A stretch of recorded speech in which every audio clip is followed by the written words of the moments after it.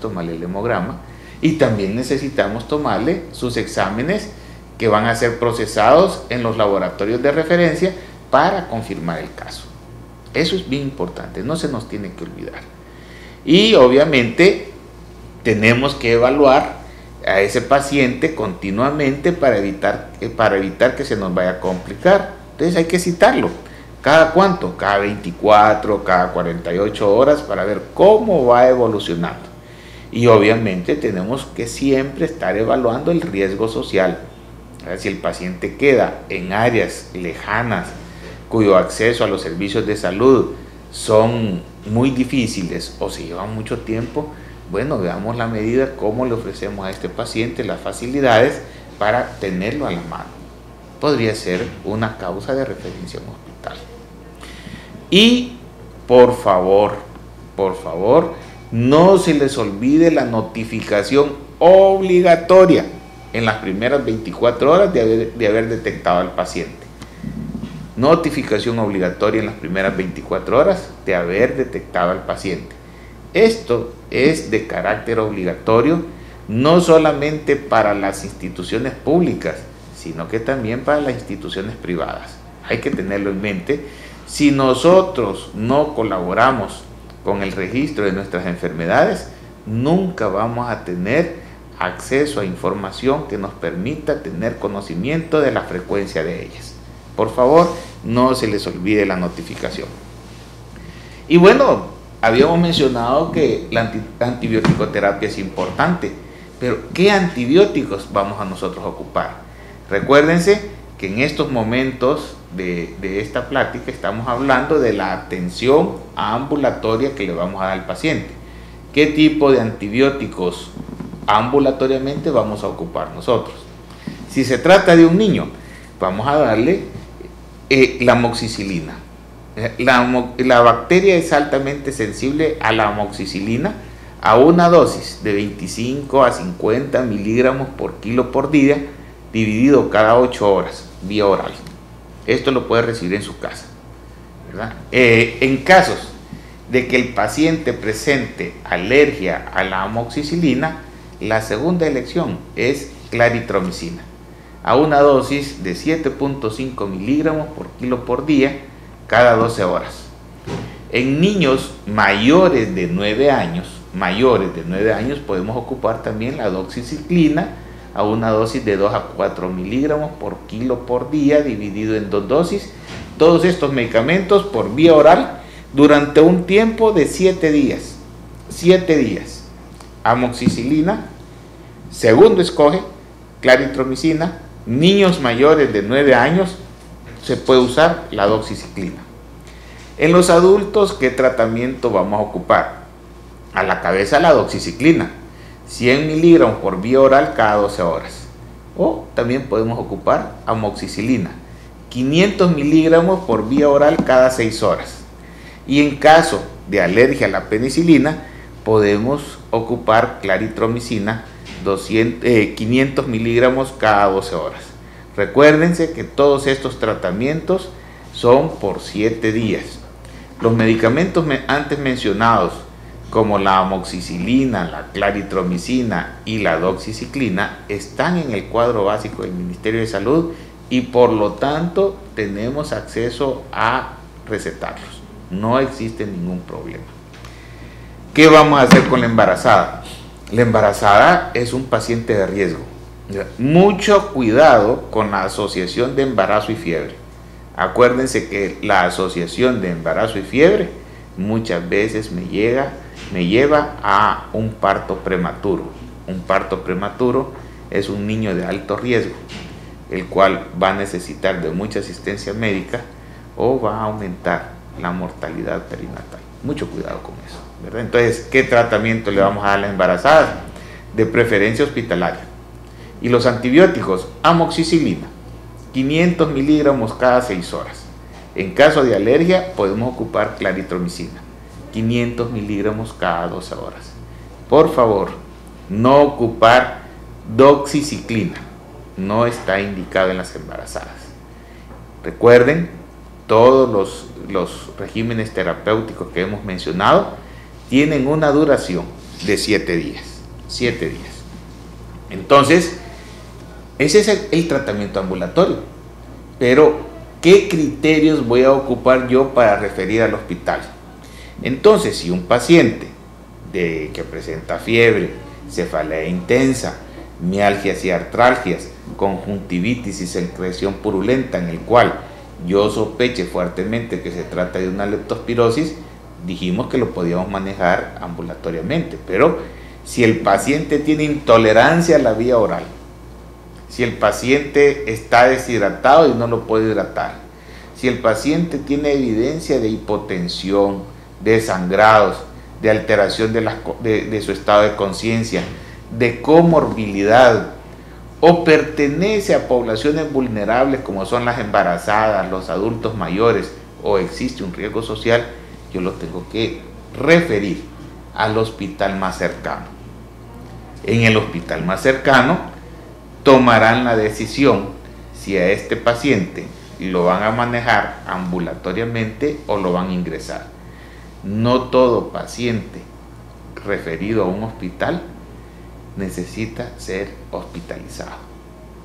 En todos los hospitales hay servicios de consulta externa en donde el paciente puede estar siendo controlado, si su condición física lo amerita, puede estar siendo controlado de una manera ambulatoria.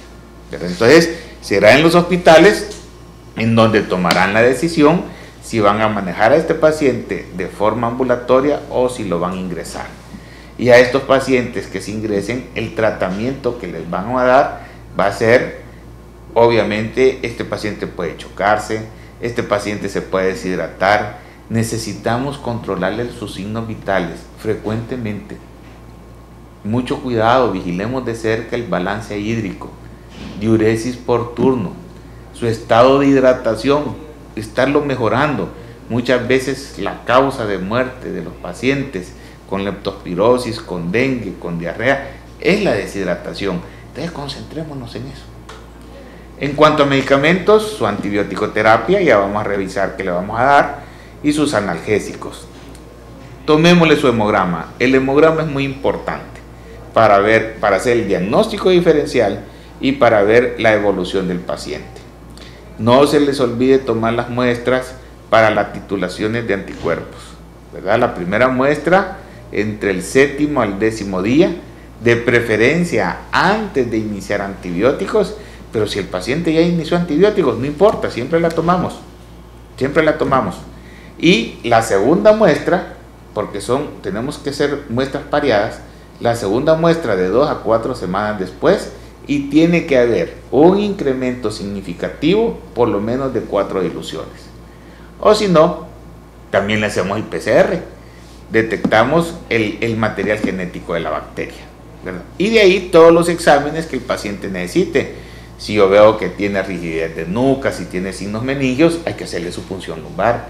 Si yo veo que el paciente está tosiendo, que tiene alguna dificultad respiratoria, tomémosle su radiografía. Si nosotros le escuchamos que tiene una arritmia, que una frecuencia cardíaca irregular, mandémosle su electrocardiograma. Entonces, todos esos exámenes se le van a mandar de acuerdo a las necesidades que vaya presentando el paciente. Y en cuanto a la antibiótico terapia, se ha demostrado hasta el momento, no se ha encontrado que esta bacteria sea resistente a la penicilina. Por lo tanto, el medicamento de elección, el antibiótico de elección es penicilina cristalina a una dosis de 250.000 a 400.000 unidades aplicadas por vía intravenosa, divididas cada 4 a 6 horas y siempre por 7 días. La dosis máxima, mucho cuidado con esto, la dosis máxima de 12 gramos al día, para que no se les, esos pacientes que ya están grandecitos, que no se nos vaya a ir la mano, ¿verdad? Repitiendo la dosis, 250.000 a 400.000 unidades por kilo por día, 250.000 a 400.000 unidades por kilo por día, divididas en 4 a 6 dosis durante las 24 horas. Duración del tratamiento siempre 7 días. En caso de que nosotros necesitemos algún medicamento alternativo, podemos usar la ampicilina, 500 miligramos por kilo, por vía intravenosa cada 6 horas. Y en caso de que el paciente sea alérgico a los beta-lactámicos, específicamente a la penicilina, el medicamento de elección a ocupar sería la clindamicina a una dosis de 25 a 40 miligramos por kilo por día, siempre cada 6 horas. En el caso de las señoras embarazadas, el tratamiento de elección es con penicilina a una dosis de 1.5 millones por vía intravenosa cada 6 horas por 7 días. Si son alérgicas a la penicilina, se le puede ofrecer clindamicina a una dosis de 600 a 900 miligramos por dosis cada 8 horas. Dosis máxima 2.7 gramos. El tratamiento alternativo es ampicilina y en caso de alergia, clindamicina. Aquí nosotros ofrecemos la clindamicina. Tenemos que tener presente que el tratamiento con antibióticos nosotros lo vamos a empezar a aplicar cuando tengamos un diagnóstico presuntivo. No tenemos que esperar a confirmar el caso para iniciar la terapéutica, porque si no puede ser tarde. Entonces, si nosotros tenemos un diagnóstico presuntivo, una fuerte sospecha clínica, un hemograma compatible, iniciemos antibióticos. No nos podemos dar el lujo de estar esperando. En caso de insuficiencia renal o hepática o manifestaciones neurológicas, cardíacas, se indicará tratamiento específico de acuerdo a cada dolencia. Mucho cuidado con los grupos vulnerables, los niños, los ancianos, las señoras embarazadas. Tiene que haber una vigilancia continua para evitar que se nos estén complicando. Y mucho cuidado con las medidas de bioseguridad. Tenemos que tener a estos pacientes de alguna manera, tenemos que tener ciertas precauciones porque pueden tener materiales bioinfecciosos como es la orina. Tenemos que acordar de que la orina de estos pacientes pudieran en determinado momento estar excretando bacterias hasta por un periodo de un mes. Si el paciente se encuentra extremadamente delicado, si presenta un síndrome de Weil que consiste en una afectación hepatorrenal que se acompaña de fiebre, ictericia, insuficiencia renal con oliguria o un síndrome hemorrágico difuso, ese paciente tiene que ser referido a un hospital que tenga unidad de cuidados intensivos. O sea que los pacientes que habíamos mencionado, que eran de manejo hospitalario, pueden ser manejados en un hospital departamental. Si el paciente tiene un síndrome de Weil, tiene que ser manejado en un hospital que cuente con unidad de cuidados intensivos. ¿Verdad? Recordar que aquellos pacientes que son de manejo hospitalario y que decidimos tratarlos ambulatoriamente, el tratamiento será exactamente igual al tratamiento que se le va a aplicar en el primer nivel de atención. Se ha hablado mucho de la quimioprofilaxis, ¿verdad? Y la quimioprofilaxis se usará únicamente si la investigación epidemiológica evidencia una fuerte exposición a una fuente común para leptospirosis. Fíjense, no se lo vamos a dar a todos los contactos del paciente, porque dijimos de que el riesgo de contaminación es muy bajo de humano a humano. El riesgo de contaminarse es con el contacto de secreciones de orina de animales. Así es que no se los vamos a dar a los contactos del enfermo. Se lo vamos a dar únicamente si la investigación epidemiológica evidencia una fuerte exposición a una fuente común para leptospirosis. ¿Y qué le vamos a dar? Doxiciclina, 200 miligramos, una vez al día y se repite a la semana, 2 dosis, ¿verdad? La primera semana, segunda semana, una dosis de doxiciclina de 200 miligramos por vía oral. Recuerden que hasta el momento no existe evidencia que la doxiciclina usada en niños quimioprofilácticamente sea efectiva, ¿verdad? No podemos ocupar doxiciclina en niños menores de 9 años de edad. y su uso está fuertemente cuestionado. Sería para los adultos en los cuales se evidencie una investigación epidemiológica fuerte de contacto con una fuente común de leptospirosis.